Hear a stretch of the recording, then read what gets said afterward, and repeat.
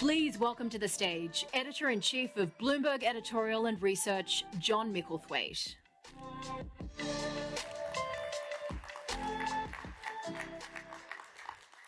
Thank you very much. Our final guest does not need much of an introduction. Volodymyr Zelenskiy, the President of Ukraine, has been in many of our thoughts and also a lot of the news, not just over the past 48 hours, but over most of the past year, very depressingly. We have a lot of questions for the President, both about the events of the past few days, the end of the war, and of course the bigger issue of the economic reconstruction of Ukraine. But first he has asked for the chance to address this forum briefly. So we'll hand over to him. As I think most of you know, you do have headsets underneath your seats. Channel 2 is Mandarin, Channel 3 is Ukrainian, and Channel 4 is English. Thank you very much. President Zelensky, welcome to the New Economic Forum. You are here. Please take it away.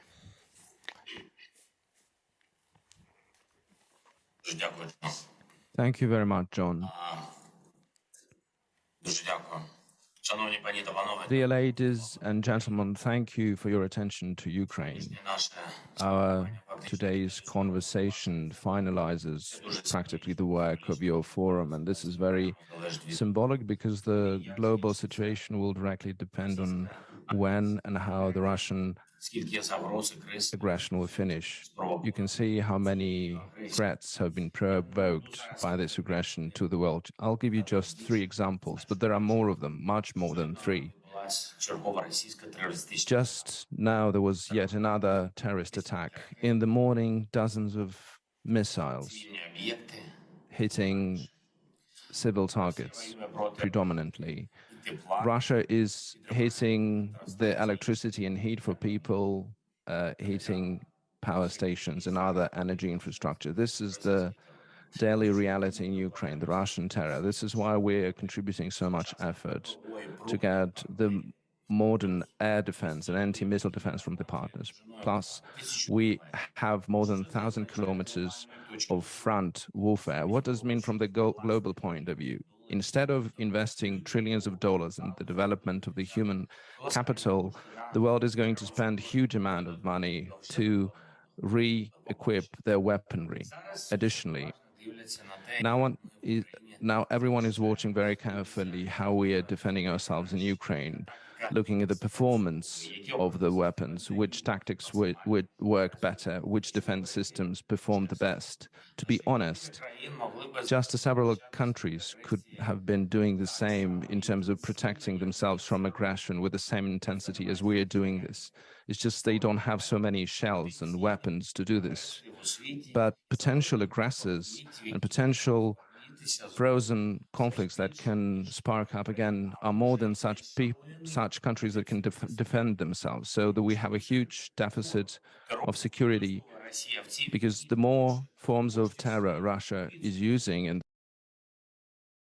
they will be used in the world for new weapons and protecting themselves, preventing these such strikes that we are going through. Another example, instead of focusing most of our attention to green transformation, different governments are looking for cheaper oil supply, gas supply, or coal supply to reduce energy prices.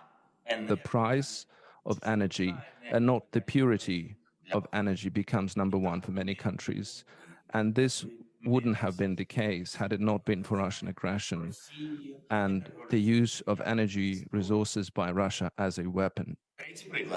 The third example, just in a couple of weeks, artificially, we have the threat of famine for dozens of millions of people, not because of the drought or crisis, but because of the blockade of our ports. We are the exporting country of food products. For dozens of years, the world hasn't seen anything similar. Any new catastrophe because of the high prices on food or famine means subtracting more years from global development. You have been discussing many topics during your forum, but how many of them do not depend of what Russia or has done or will do with its aggression. Just a few of them. So when Ukraine is proposing the peace formula, this is truly a peace formula, not just for us, but for the whole world. The comprehensive threat requires comprehensive response. Just a simple ceasefire will not do the trick. This is our formula. It has to be sustainable and long-term peace. Just by simple mitigating the crisis caused by Russia will not bring back the stability. We have to dismantle each and every threat. During the Indonesia summit, I presented our proposal of the reliable peace and dismantling of Russian threat, and I'm grateful to all the countries who are supporting the Ukrainian peace formula. And now I would like to give one more argument. What does peace mean? This is very practical. It means saving lives, stabilization, and development in the first place. Joining the rebuilding of Ukraine, many companies and countries are getting additional growth incentives. When we restore our territorial integrity and will have reliable peace, Ukraine will become the reliable source of new global development. This is not just about economy. This is about modern economy. Just to give you three more examples, Ukraine is prepared to replace the dirty fossil fuels from Russia with the green energy of ours. We have huge potential in the low-carbon energy sector. Ukraine is capable of becoming a key partner to European Union for the purposes of decarbonization. We can become the suppliers of green hydrogen and green power to Ukraine. Climate conditions, green fields, energy resources of wind and solar will allow us to produce energy at a very low cost. Just 3 years before Russian aggression, we have created 7 gigs of reliable sources, and we have much more capability. Plus, we can produce dozens of million tons of cheap ammonia, plus nuclear energy and power infrastructure, which is connected to the energy grid of the European Union. Now, Russian missile terror is aiming our energy at our energy capabilities. Russia just in one day before yesterday, launched almost 100 missiles against our power infrastructure, and yet today again. So the losses are colossal, but it means that rebuilding will have to be a large-scale project, and I'm inviting your countries and your companies to start joining this rebuilding initiative. We have the decision of one of the biggest Australian investment groups who committed first $500 million into the green growth of Ukraine under 25 billion rebuilding facility of Ukraine. And I'm grateful to Mr. Andrew Forrest for his decision to be the first, and Larry Fink from BlackRock in helping to structure this fund. Another example is resources. A modern economy needs lithium, graphite, and other rare metals. In some of these resources, we have the biggest deposits in Europe, and this is in itself is a colossal opportunity, plus transport capability, machine building capacity, our culture of labor, and access to the lead markets of the world. So this is the basis of the growth that everyone needs. The third, the agricultural sector. The world knows that without Ukrainian agricultural export, the challenge of food supplies cannot be resolved. And we've just made the decision of extending our grain supply 120 days, but we want to have unlimited duration of this initiative. Plus, we have initiated the Grain from Ukraine program so that together with partners, we could produce and give as much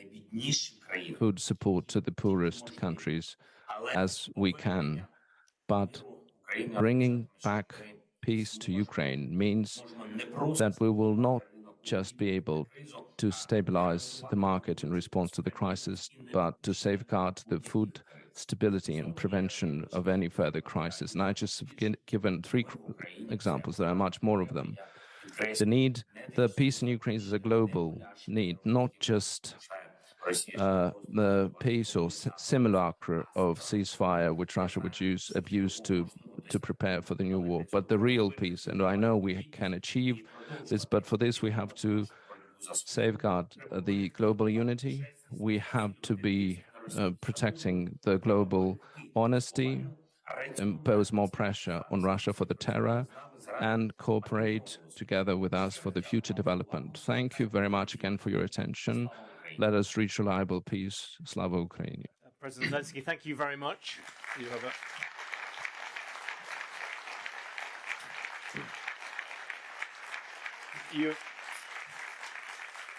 Thank you. You have given a very eloquent defense of Ukraine's position and of your future possibilities. Can we just clear one thing up at the beginning? The rocket that landed in Poland, you know that Poland, the United States and others are saying that it appears to be one of your defensive rockets. I think it's clear no one blames you for this. You were trying to shoot down Russian missiles as they came in. But you have, as far as I can see, insisted that the rocket that hit Poland was fired by Russia. I wonder if you still stand by that.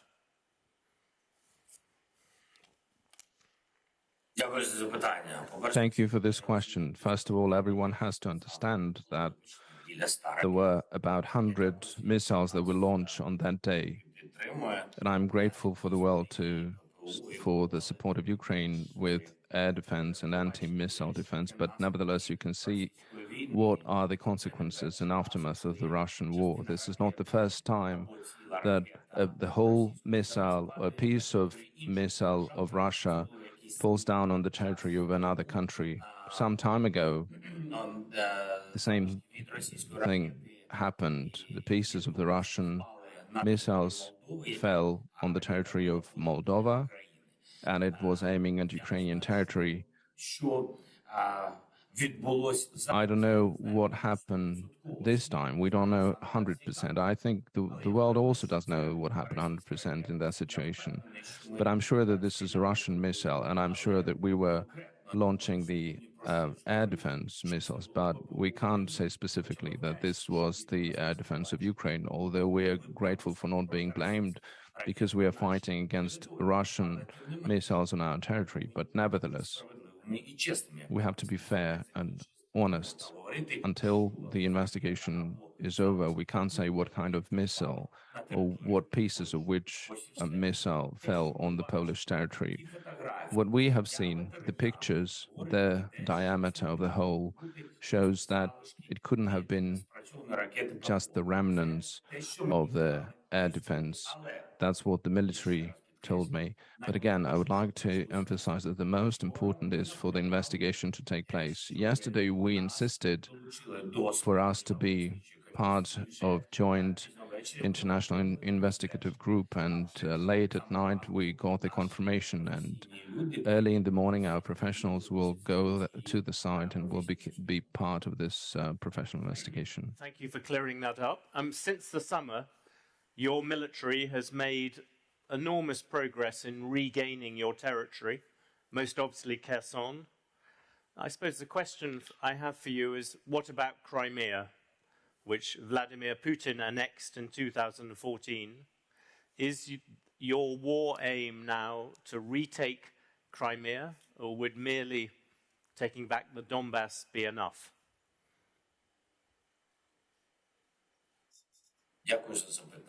Thank you for this question. Our war is the war for our lives. As you do remember, the scale of occupation by Russia of our territory and what happened since the 24th of February. And our objective was to stay strong and bring back the life and peace on our land. Unless we deoccupy our whole territory, this will not bring peace to us. Unfortunately, this is the leader of Russian Federation. This is his decision. We see this. They don't want Ukraine to develop. Ukraine has chosen its way forward, and it will develop. And it is developing. In some areas, we're developing faster, even during the war, than Russia Federation, which doesn't have war on its soil. And so for the stability of the situation for our country, we have to take certain steps. And I think that restoration of territorial integrity of our country is one of those important steps to be made, and also the support of international community investments and etc. To be absolutely clear about it, deoccupying, as you put it, includes Crimea. It is an important difference, because it would be taking the border back to where it was, the effective border where it was in 2014. Is that your starting point before peace can happen?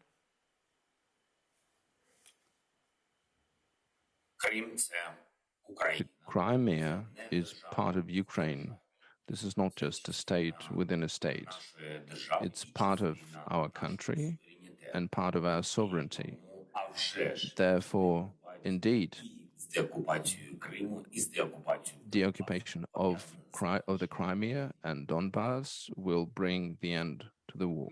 What is your estimate now for when the fighting might end? You just talked about a long-term peace. When might the fighting end?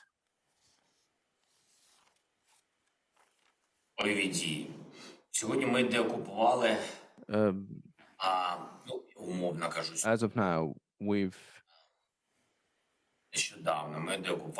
deoccupied one big regional capital that Russia managed to occupy since the 24th of February, the only one that they occupied, and that's Kherson. It's a big territory. Kherson region, in terms of area, can fit several countries of the world, and that's a big and important territory to Ukraine. So the next steps are difficult because there's Donbass, there's Kharkiv Oblast. We almost deoccupied the whole Kharkiv Oblast. So the Donbass and the Crimea, and also the left bank of the Dnieper River, the Zaporizhzhia nuclear power plant is being occupied, Zaporizhzhia Oblast. So no one can tell that this will happen tomorrow. But I would ask the question, who does this depend on? Right now, I heard the Minister of Foreign Affairs of Egypt, and I took note. He said, the resolution of war depends on the political will of those who are involved in the conflict. He said it very carefully, as any political figure. We are not involved in the conflict, and I would like just to respond to that. We were involved by Russian Federation. They came into our territory. Our political will since the very beginning was to deal with this in a diplomatic manner. So our political will doesn't determine the end of the war. We didn't start anything to want to end it. Of course we want to end the war. We want the Russia to go away. So it depends on the political will of the Russian Federation. To be honest, not even the Russian Federation, but a group of people who manage and lead Russian Federation. So the time of putting the end to the war depend on them. On our side, if there is that political will on their side, we will. If there is no political, we will go forward and continue deoccupying our territory. That's one. Two, it also depends on what Egypt has demonstrated, that this is not just resolving an issue or a challenge. This is the war with its own crisis, a crisis that spread to the whole world. It was done not only to Ukraine, and the countries should acknowledge this, not to be afraid and not just to say conflict instead of war. And then this war, with the joint support of international community, will be resolved in a very swift manner. You said in October that you are potentially open to talks with Russia, but not while Vladimir Putin is president. Does that really make sense? Putin is the president, short of the Russians removing him. That means there is no chance of peace talks whilst he is still president. Do you still stick by that?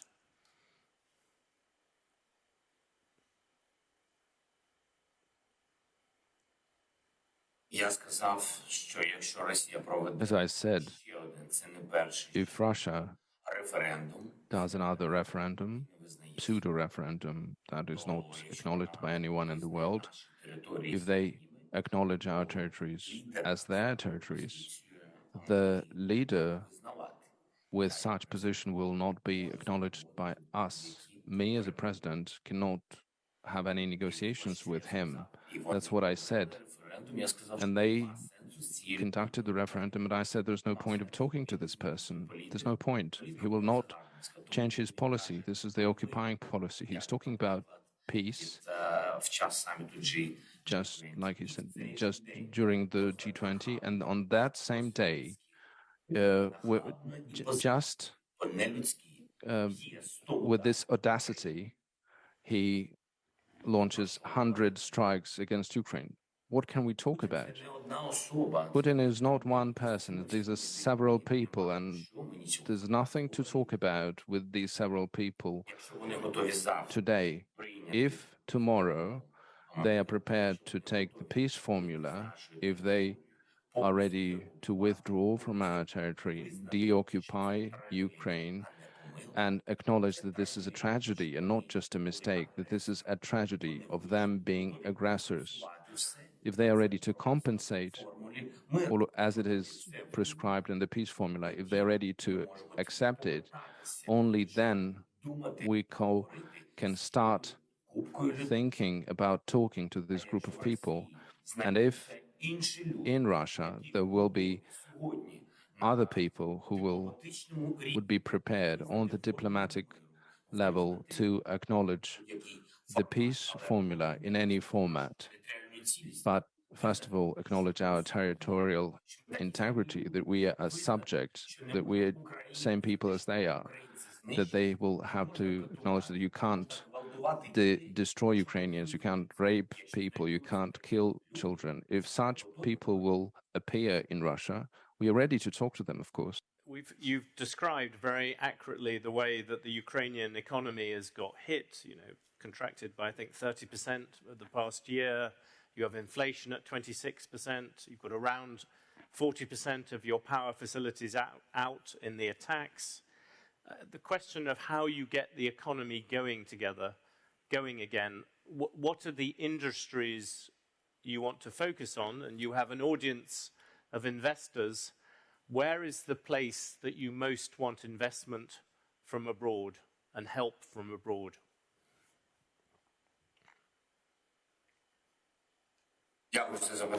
Thank you for this question.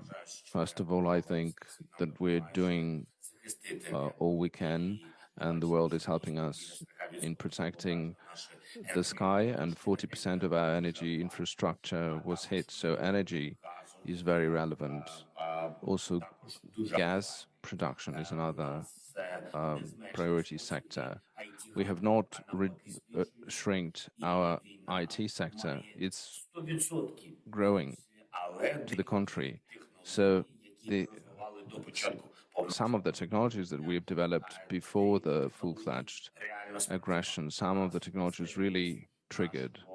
We have the stability in the IT sector. We were protected from cyber attacks. There was a huge number of cyber attacks, and they continued. We still stand strong. So all services are still operating in Ukraine, the banking system, etc. So IT sector is developing very strongly. Also, because of the war, we have a very strong development of the technologies. We said that we're going to build the fleet of sea drones, and many of such things are being developed. And here we see a huge potential. And agriculture as one of the key and areas, of course. So we are very open. We invite everyone to come, all the areas starting from extraction to technologies. I think your investments will be strengthened not only by your will, but also by our protection. We have started discussion with the World Bank. Yesterday we had a meeting with the vice president of the World Bank, and we are saying that the World Bank, and we will start the pilot with them to ensure investments in Ukraine. I think that will contribute as well, and that would give assurance to the business to invest in Ukraine. You mentioned the grain deal and the exports of grain, and that looks as if it's sort of going to roll over. The other big issue is fertilizer. You produce a lot of the world's fertilizer, and everyone is worried about the fact it's stuck, including Russian fertilizer. Do you think there is room for a deal on that as well?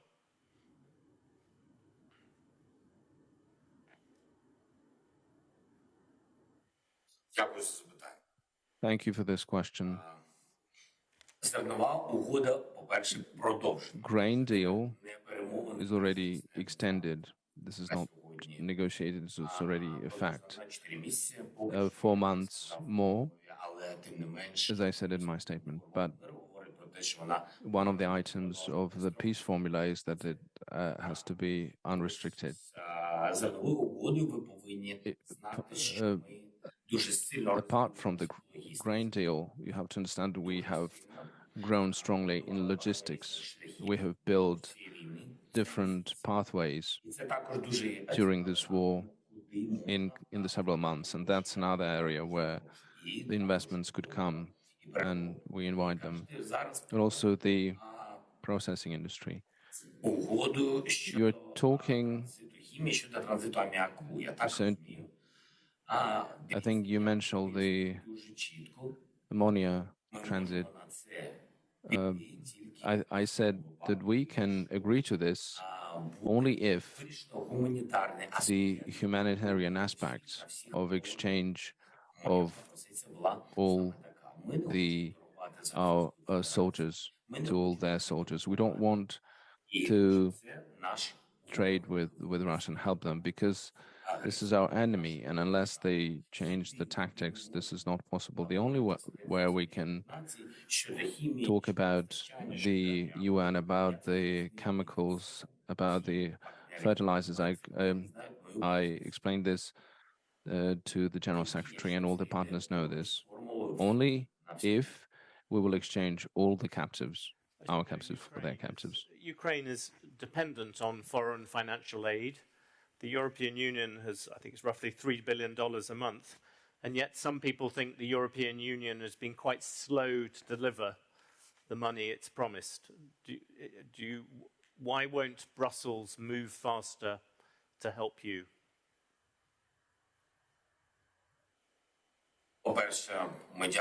First of all, we're grateful to all the partners for the financial assistance they provide. We do have a deficit in the budget, and of course, the economy during the war is not working as it used to work before, and how it will work after the war. So the 3 billion per month from European Union is what we're getting. We're not getting. We would be grateful if we could have received them, but we are grateful for what we already have. We're getting from EU partners, from Great Britain, from Canada, big assistance from the United States, and several other governments bilaterally from the European Union, ad hoc assistance. It goes slowly because there is this institutional aspects and bureaucracy, of course. Of course, we would want to do it faster. We're now discussing with the EU to close the deficit gap for 2023 and the support for the Ukrainian budget in the amount of 18 billion next year. Ursula von der Leyen confirmed this capability and the political will to do so, and that we'll be able to get that. But we are during the war. This is why, as the president of the country at war, I would like to say that we're all grateful, but I have to be more pragmatic. Until we get it, I can't say that we got it. So, but we believe in this. Can I ask you to move from the pragmatism of your current situation, which everyone understands? You're at war, you're under attack. But if you look forward to Ukraine after the war, how will Ukraine be different after the war than it was before? To give you one example, many of us, when we came to Ukraine, one persistent worry was corruption. Will the new Ukraine that everyone admires so much at the moment, but the Ukraine that emerges from the war, will it be different like that? You famously ran for president not to fight a war, but to get rid of corruption. How will Ukraine be different in 4 or 5 years?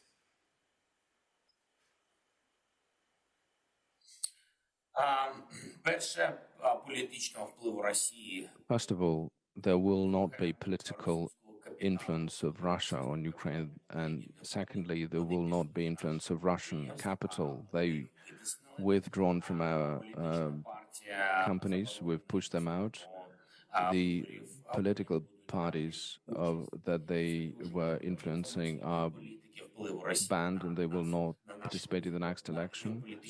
So the informational influence on our development and geopolitical direction will not be there as well. And this is very important because that shapes the independence of our country and also investments and the condition with corruption. There will be no corruption. We don't have it now, of course, because we're all united around our country. Many people, corrupt people, have left the country with their money, and we will do our best for them to stay where they now are.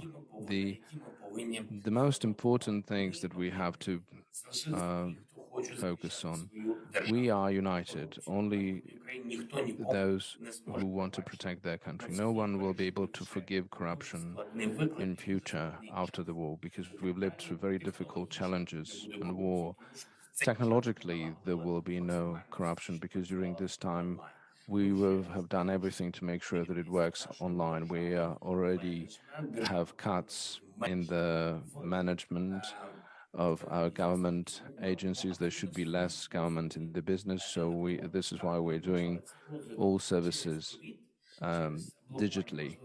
So we've started this with COVID because of the pandemics, but during the war we have boosted this with new dynamic. So all the services are going to be electronic, so there will not be contact with the civil servants, and there will not be pressure on business. And this talks about the independence of economy and transparency of investments. And these are the most important things. I think that many people who have left Ukraine, many families with children and students who want to come back and build their country based on different values. And I think that this will be a completely different country where I would like to welcome you to come. Well, I think if you are fighting a war, it is always good to have a dream, and I hope that you realize yours. President Zelensky, thank you very much for talking to the New Economy Forum. Thank you very much for talking to Bloomberg, and I'm sure the audience would like to give you a round of applause. Thank you. What I would like to say is that this is not a dream. This is a deferred reality. Thank you very much. Thank you so much. Thank you so much. Great. Thank you.